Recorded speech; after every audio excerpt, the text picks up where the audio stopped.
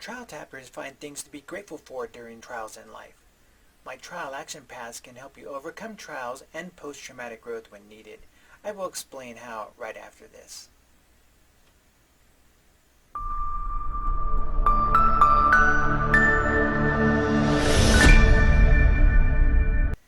Hi, I'm Hugh Watt. Welcome to Trial Tappers.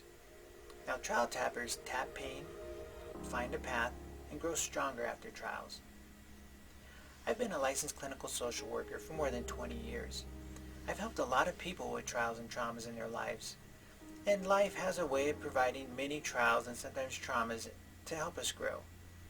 Even in your worst trials, it is vital to find small things you're grateful for in life. Surprisingly, some trials can actually turn out to be positive. I have more than 52 years of life experiences. As a child, I dealt with physical growth challenges, bullying, shyness, sexual abuse, divorce of my parents, impoverishment, and as an adult, I've dealt with vocal cord dysfunction, heart problems with my wife and son, loss of a child to miscarriage, failure of a family business, and the loss of my brother due to suicide. The pain and anguish of some of these trials was very deep. And it is true that these trials left some profound emotional scars on my soul, but I can now look back on life and find positive things that also happen during those trials.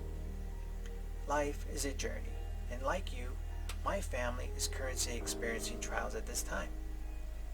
Now, the books that I've written will provide insight into how myself and others have grown stronger from trials. I'm not asking you to be grateful for your worst trials, as I will never be able to say that about my brother's suicide. I'm trying to help you find hope during your worst trials. Even as you make attempts for gratitude, you need to help find those little things. Find something. Having an attitude of gratitude is vital to the survival of trials. This is my motto. Each life will experience good and bad, but identifying both will show the growth you have had. Now, how do you do it? In my first book, Trial Tappers, Tapping Life's Trials to Produce Positive Growth, I explained the concept of looking at the rings of a cut tree as a way to look back on our lives. Here's an example of a cut tree. Now, counting the rings from the center outward will tell you how many years and seasons this tree has survived. Some rings will be very thin, and others will be very thick. Thin rings represent a normal or a drought year for the tree's growth, and thick or fat ring represents years of excessive water or above normal growth for the tree. Now I'm going to show you a drawing of what this looks like with a cut tree, along with a timeline starting from birth and continuing into the future. This is a tool I use to help people see the growth they've had over life. It is very difficult to discover the tree's age and which years were good and bad without cutting the tree. When you are deep in a trial, you tend to see just that trial. It obscures your vision and blocks other things out. I ask you to step back and look at your life in total, not just this trial. Recognize that you have grown from past trials, and you will have more positive growth in the future. As you go through life, you will experience many trials that will help you grow. Sometimes it's difficult to understand the purpose of this trial and what you may be learning from the experience. Life lessons may not be understood until many years later, or even until the end of our lives. Understand that growth comes from both positive and negative events in our lives. I know trials we encounter in life are difficult. In fact, it usually gets harder before we find growth and possibly gratitude. I want to show you a tool I developed to help me and others grow after trials in life. Again, looking for gratitude in trials can be difficult, but I challenge you to follow my trial action path, which can help you obtain post-traumatic growth. Here is a video illustration. Trial Tappers shows you how to grow after trials in life. You can grow after trials using what I call the Trial Action Path, or TAP for short. Here are 3 possible paths graphed out that you can take after trials in life. Number 1, the weekend path. You encounter a trial and fall below the line of happiness. You don't get help or find meaning or hope after the trial. You never recover and always remain weakened and unhappy. Number 2, the no growth path. You encounter a trial and fall below the line of happiness. After a very long time, you somehow find happiness in life again, but you don't know how you did it.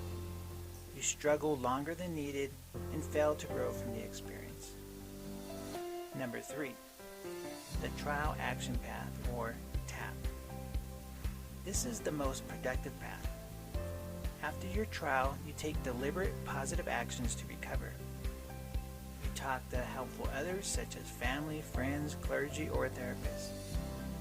You find positive activities to do and look for meaning or hope in the future. Choosing this path comes with a small warning. You need to understand and prepare for the fact that life will usually get harder before it gets better. Looking back on your life, you realize you have overcome trials in your past and now can use those life lessons to overcome this trial. It won't be easy, but the growth you obtain from this trial can make you stronger, and happiness may not only return but improve after the trial.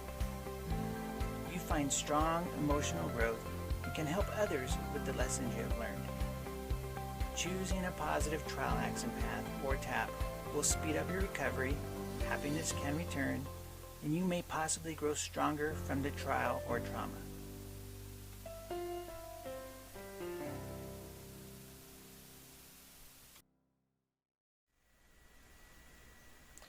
Others in the world talk about post-traumatic growth, but my trial action path explains a huge part of the recovery. This video gives you the small warning that it might get harder before it gets better. And in my experience with helping others, I always explain a trial action path of increased pain to recover. I challenge you to endure that additional short-term pain as you take positive actions, as you look for gratitude, and find your trial action path. If you like my trial action path, hit that like button and share it with someone that you know, please. Now, often the trial we are experiencing seems to dominate all our thoughts, emotions, feelings, and everything around us during that crisis.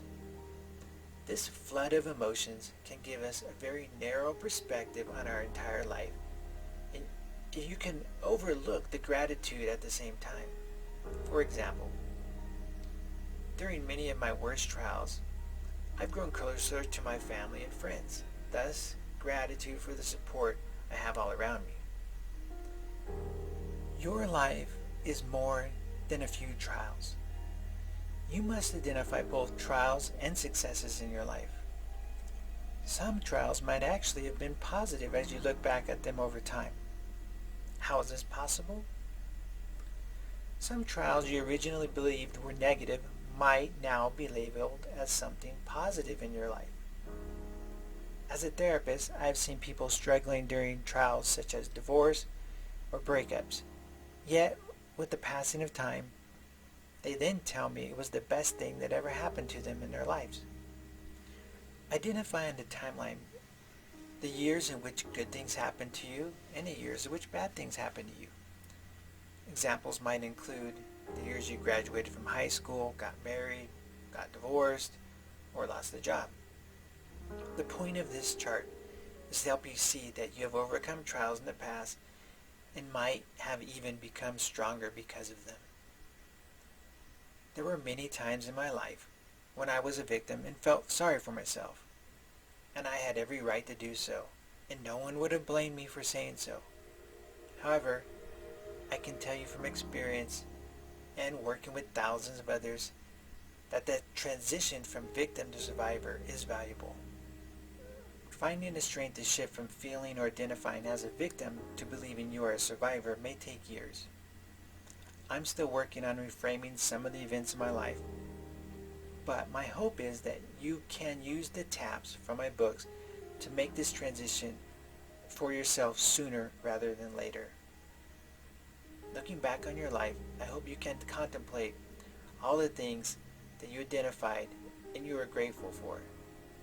If you're really struggling, make attempts to write something down each day and place them in a cup, bowl, jar, or bucket.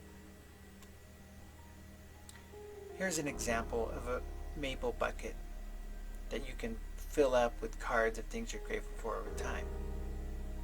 I have an image here.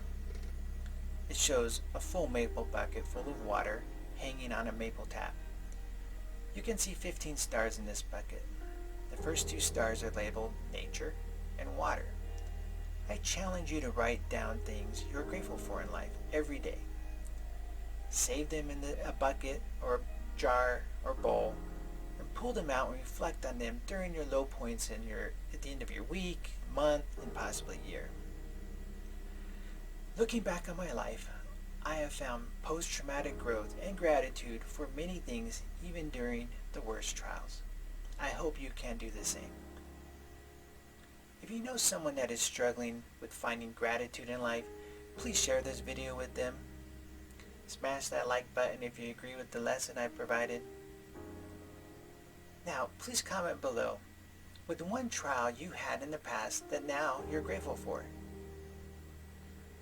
As a trial tapper, I tap pain, I find a path, and I grow stronger. See you next time.